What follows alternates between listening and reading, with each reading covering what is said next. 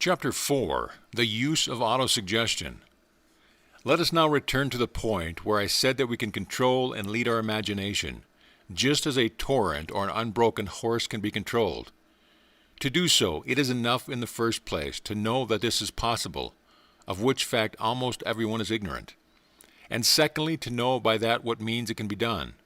Well, the means is very simple. It is that which we have used every day since we came into the world, without wishing or knowing it, and absolutely unconsciously, but which means, unfortunate for us, we often use it wrongly and to our own detriment.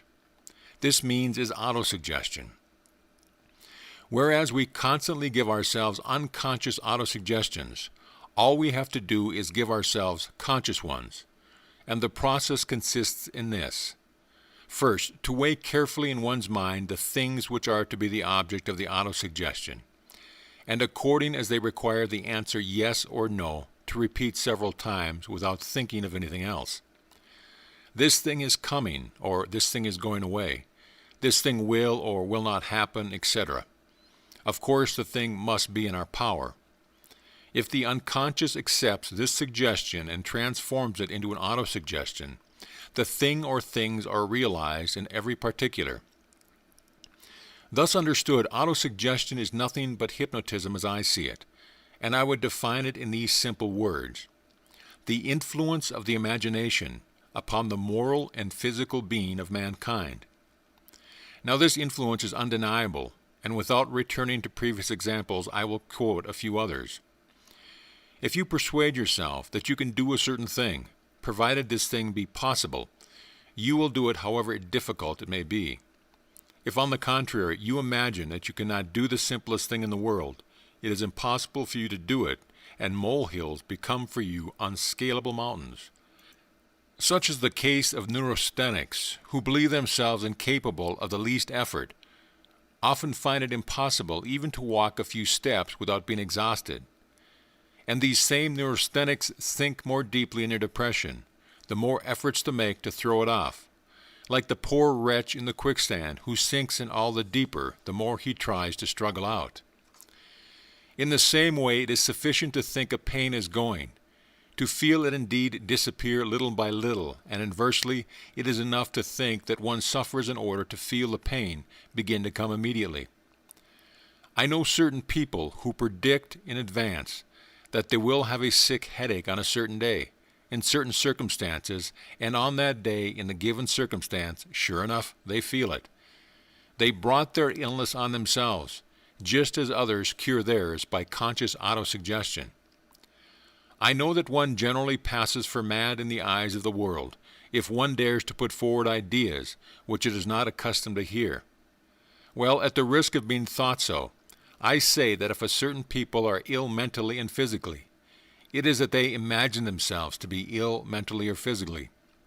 If certain others are paralytic without having any lesion to account for it, it is that they imagine themselves to be paralyzed, and it is among such persons that the most extraordinary cures are produced.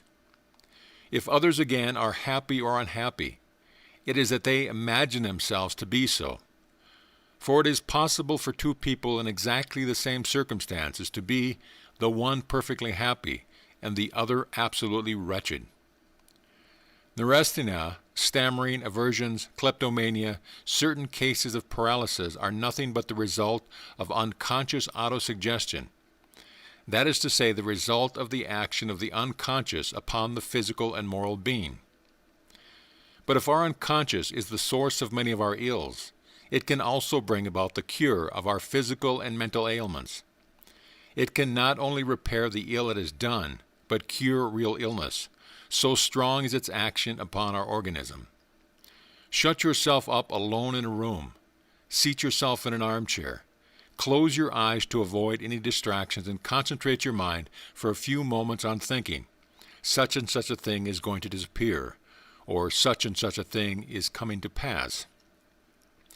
If you have really made the autosuggestion, that is to say, if your unconscious has assimilated the idea that you have presented to it, you are astonished to see the thing you have thought come to pass.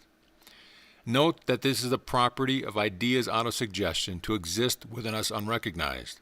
and we know only of their existence by the effect they produce. But above all, and this is an essential point, the will must not be brought into play in practicing autosuggestion. For if it is not in agreement with the imagination, if one thinks, I will make such and such a thing happen, and the imagination says, you are willing it, but it is not going to be, not only does one not attain what one wants, but even exactly the reverse is brought about. This remark is of capital importance and explains why results are so unsatisfactory when in treating moral ailments one strives to re-educate the will. It is the training of the imagination which is necessary, and it is thanks to this shade of difference that my method has often succeeded where others, and those not the least considered, have failed. From the numerous experiments that I have made daily for 20 years, and which I have examined with minute care, I have been able to deduce the following conclusions, which I sum up as laws. 1.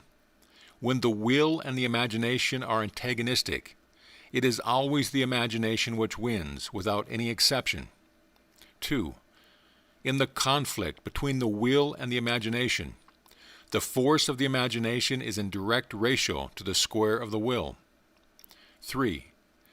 When the will and the imagination are in agreement, one does not add to the other, but one is multiplied by the other. And 4. The imagination can be directed. The expressions in direct ratio to the square of the will and is multiplied by are not rigorously exact. They are simply illustrations destined to make my meaning clear. After what has just been said, it would seem that nobody ought to be ill. That is quite true. Every illness, whatever it may be, can yield to autosuggestion. Daring and unlikely as my statement may seem, I do not say does always yield, but can yield, which is a different thing. But in order to lead people to practice conscious autosuggestion, they must be taught how, just as they are taught to read or write or play a piano.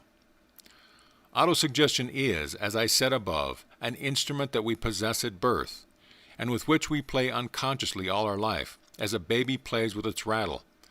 It is, however, a dangerous instrument. It can wound or even kill you if you handle it with imprudent and unconsciously.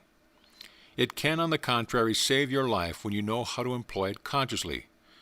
One can say of it, as Aesop said of the tongue, it is at the same time the best and the worst thing in the world. I am now going to show you how everyone can profit by the beneficent action of autosuggestion consciously applied. In saying everyone, I exaggerate a little, for there are two classes of person in whom it is difficult to arouse conscious autosuggestion. 1.